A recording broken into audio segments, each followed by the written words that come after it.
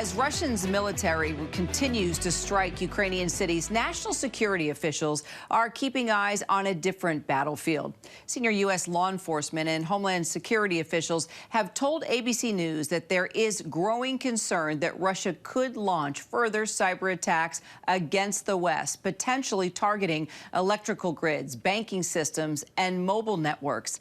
That's why we want to bring in Oleh Derevianko, a Ukrainian cybersecurity expert and co-founder of the leading Ukrainian cybersecurity company, Information Systems Security Partners. Let's talk to Oleh about more. Oleh, this is nothing new to you. You were talking about the threat of cyber attacks back in 2017 when Russian hackers took control of Ukraine's power grid. You were a canary in the coal mine then. Did anyone listen to you? Because there is a history here. Kyra, thanks a lot. It's a great question. And with cyber attacks, everyone gets kind of very agitated when cyber attack happens, when it culminates. But then the wave, comes down, and then people start thinking, oh, maybe it was the last one, And if people don't see the cyber attacks up above, kind of in the media for a while, they think that probably things came down. But cyber warfare is going on for years now, and there's no sign that's going to end.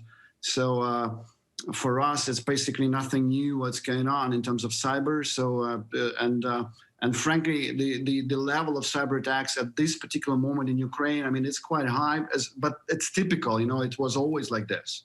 So then let me ask you, what can you tell us about any initiatives being used right now to interrupt Russia's internal and/or military command and control communications?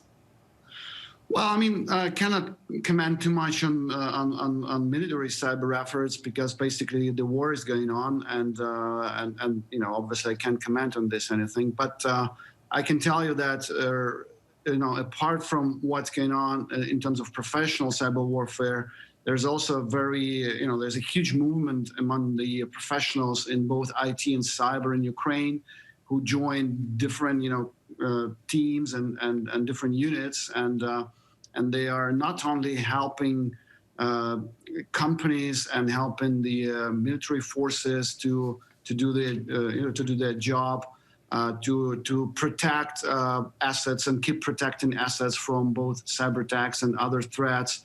But they also think about different perspectives. The cyber kind of unit cyber forces are thinking a little bit further ahead, and they're thinking about what we're going to do when we will win, and we will need to chase all the criminals, all the war criminals that conduct those crimes today. And that's why Ukraine already has all database of all the participants in this war here. So we're going to work further on that, and I think that everyone will have to be punished for what they did here. Well, look, you understand and you know hacking, and there has been reports of progress to hack and shut down Russian comms so that this propaganda war can get crushed and the truth can get out to the Russian people on what is really happening. Are you seeing that? Are you seeing that working at this point? Yeah, there's a lot of efforts to convene the truth and to send the message and to actually provide the accurate information of what's going on. And by the way, it relates not only to Russia, it also relates to Belarus, because obviously Belarus is also, at least at the level of government of Belarus, is helping Russia in this war. So actually participates in this war. So that's why we need also but look, you had in your program now very important pictures of what's going on now in even in Russia, let alone what's going on everywhere else in terms of how people rising up and how people actually kind of trying to finally realize what's going on. And of course, the majority of people in Russia are still, I believe, in the denial stage. But the government of Ukraine is asking for help now from volunteers from the country's hacker underground. The message is put out there. What's the bigger threat here, you think? Troops on the ground or misinformation and cyber attacks?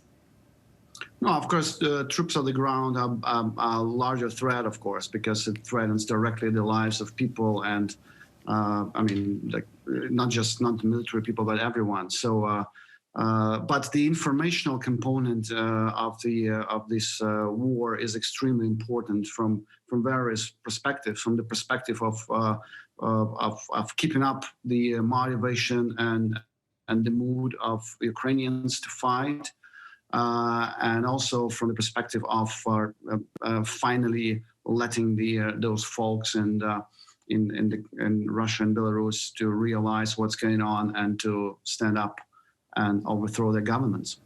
And of course, the other headline today, Elon Musk providing Starlink access to Ukraine. It's having an impact on operations to help avoid those Russian cyber attacks. We're going to follow those efforts as well. Oleh Derevianko, thank you so much for your time today.